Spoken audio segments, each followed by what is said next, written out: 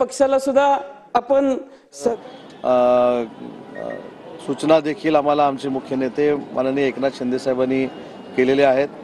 माझ्यासोबत माझे अजून एक दोन सहकारी असतील जे शिंदे साहेब ज्यांची नावं सांगतील त्यांच्यासोबत आम्ही बेळगावमध्ये जाऊ। परंतु ही हिटलरशाही मराठी माणसाच्या बाबतीमध्ये तिथं जी काय होते ही योग्य नाही, त्याचा मी काल देखील निषेध केलेला आहे।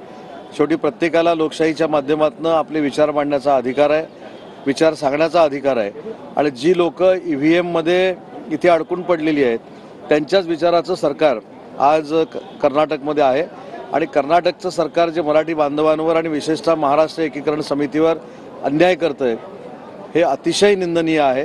त्याच्यावर त्यांनी पहिला आवाज उठवला पाहिजे असं माझं मत आहे। सर, या प्रकरणात काँग्रेसची अशी भूमिका आहे, महाराष्ट्र काँग्रेसची अशी भूमिका आहे की सर्व पक्षाच्या नेत्यांनी टाहो फोडून काही उपयोग नाही, हा विषय केंद्रातला आहे। नाही, केंद्रातला जरी असला तरी केंद्र सरकारनं किंवा सन्माननीय सुप्रीम कोर्टानं महाराष्ट्रातल्या मराठी नेत्यांना यायला बंदी घाला असं कुठेही लिहिलेलं नाही।